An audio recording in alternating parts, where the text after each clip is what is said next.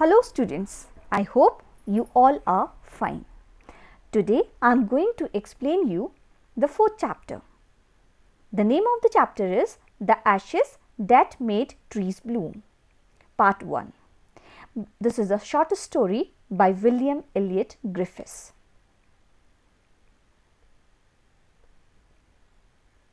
Before starting the explanation, I want to just discuss the moral of the story, that why this story is included in your syllabus. People are known by their deeds, what they do, just as a tree is known by its leaves and fruit. People and animals will all be kind to us if we are kind to them. But being mean or wicked usually makes us less happy. So let's read that what happens in this story. The main characters of this story are Muko, a pet dog, a kind old couple, and wicked neighbors. Introduction of the chapter. This story from Japan is about an honest and hard-working old couple and their pet dog Muko. The neighbors of the couple are greedy and cruel. This greedy and cruel nature results in the sad death of the dog. However, the spirit of the dog gives solace, you can say comfort, and support to his master in unexpected ways, with a hint of magical realism. Yes, students, to inculcate the habit of reading in you, this time I have brought this story for you in the form of a comic. It will be very easy for you to read and understand the story with the help of text along with the pictures. So here goes the story. Just pay attention. In the good old days of the daimyos are the landlords of Japan. There lived an old couple whose only pet was a little dog. Having no children, they loved it as though it were a baby. The old dame made it a cushion of blue crepe. Dame means lady, okay, old lady, made it a cushion of blue crepe. Cushion, you can say soft bed, and crepe means a fine bed.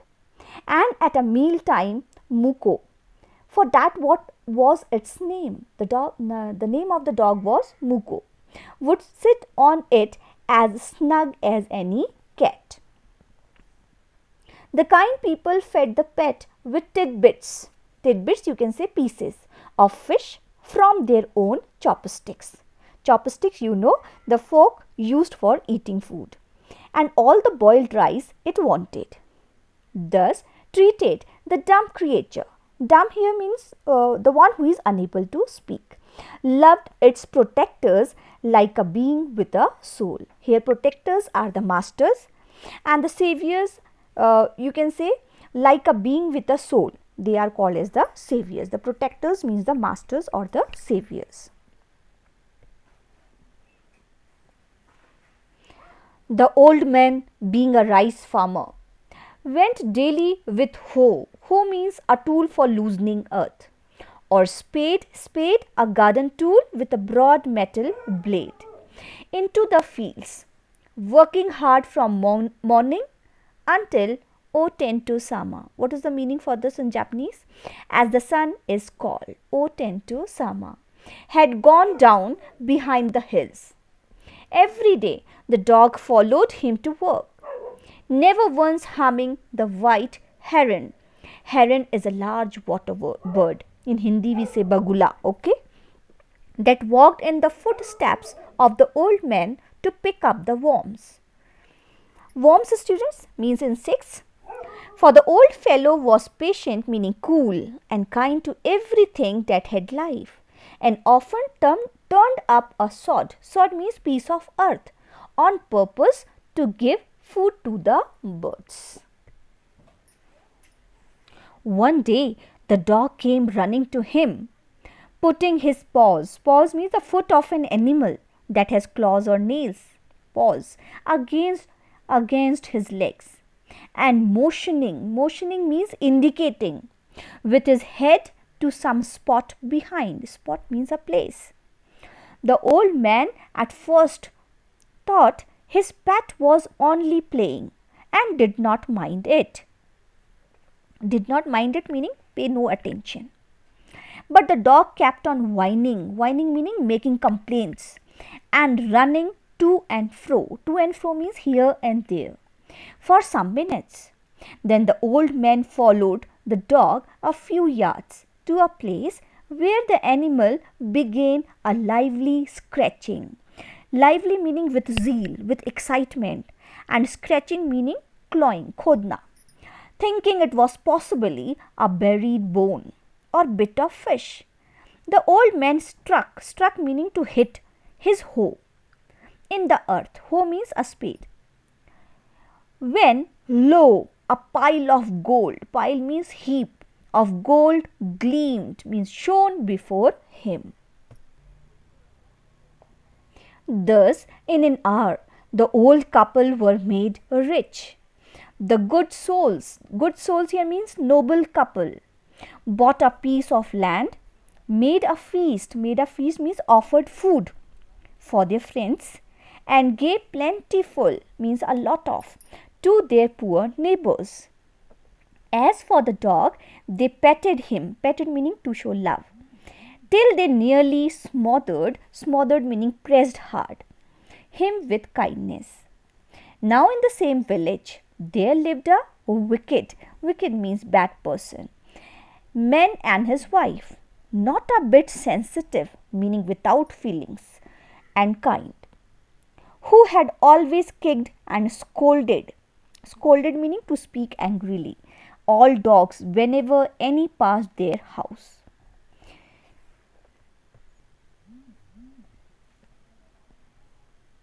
Hearing of their neighbors' good luck, they coaxed meaning persuaded, behlana fuslana. The dog came into the garden and set before him bits of fish and other dainties meaning tasty dishes, hoping he would find treasure for them. But the dog, being afraid of the cruel pair, would neither eat nor move. Then they dragged him out of doors, taking a spade and hoe with them. No sooner had the dog got near a pine tree, pine, an evergreen forest tree with leaves like needles, that is called a pine, and dragged means pulled. They pulled the dog towards the tree in the garden, that he began to paw and scratch. Paw and scratch meaning he started digging the ground, as if a mighty means huge, big, treasure lay beneath. Quick, wife, hand me the spade. Hand me means to give me the spade and hoe, cried the greedy old fool, as he danced with joy. Then the covetous old fellow, covetous meaning greedy, old fellow with a spade and the old crone is old woman here, with a hoe began to dig, but there was nothing but a dead kitten, the smell of which made them drop their tools and shut their noses. Furious means angry, at the dog, the old man kicked and beat him to death, and the old woman finished the work by nearly chopping off meaning cutting, his head with the sharp hoe. They then flung means to through, fekna, into the hole, and heaved meaning to put the earth over his carcass. Carcass meaning dead body of animal. The owner of the dog heard of the death of his pet, and mourning means lamenting for him as if he had been his own child, went at night under the pine tree. He set up some bamboo tubes. Bamboo tubes means hollow pieces in the ground, such as are used before tombs. Tombs meaning graves, kabr, in which he put fresh flowers. Then he laid a cup of water and a tray of food on the grave, and burned several costly sticks of incense. Incense meaning scented sticks, or you can say agar. He mourned a great while over his pet, calling him many dear names, as if he were alive. That night the spirit of the dog appeared to him in a dream and said, "Cut down the pine tree over my grave and make from it a mortar." Mortar is a bowl to crush something. In Hindi we say okhli. For your rice pastry, and a mill. Mill means building fitted with machinery for grinding grain into flour. In Hindi we say chakki. For your bean sauce. Beans, it's a type of a vegetable.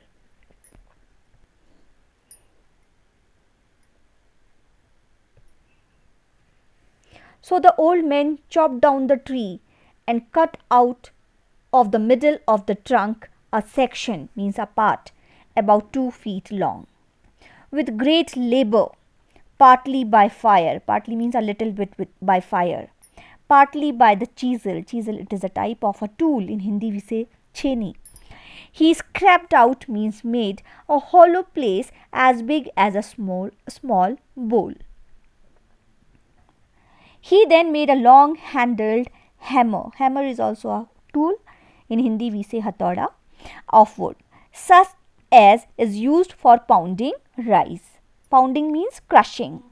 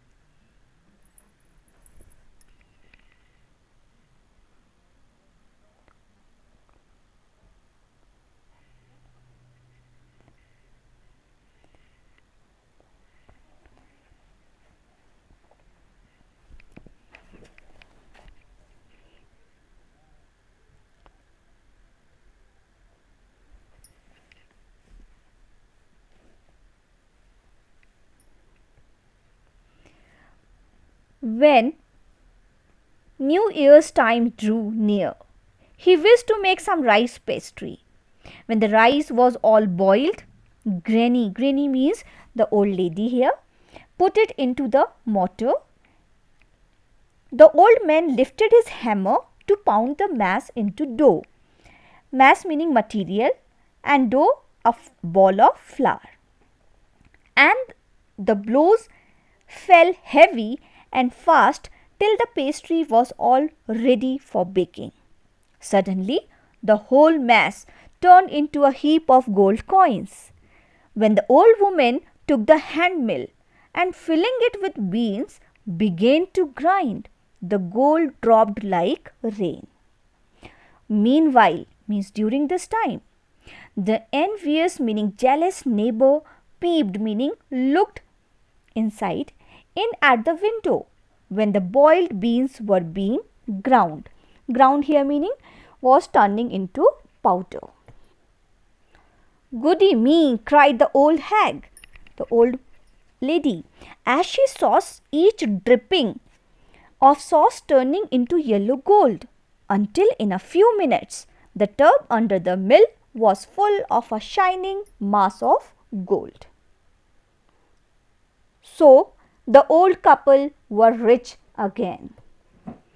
The next day, the stingy means miser here, kanjoos, and wicked neighbor came and borrowed the mortar and magic mill. They filled one with boiled rice and the other with beans. Then the old man began to pound, meaning to hit, and the woman to grind, means to crush. But at the first blow and turn, the pastry and sauce turned into a foul means dirty mass of worms, insects. It converted into insects and bad smell was coming. Still more angry at this, they chopped, meaning they cut the mill into pieces to use as firewood. Not long after that, the good old man dreamed again, and the spirit of the dog spoke to him, telling him how the wicked people, the cruel minded people, had burned the mill made from the pine tree. Take the ashes of the mill, ashes meaning the burnt dust of the mill, sprinkle meaning to spread them on the withered trees, withered meaning dried up, and they will bloom again. They will bloom means they will bear flowers again, said the dog spirit. I hope you have understood this much story. The story will continue in the second part. Thank you. Thanks a lot for patience listening.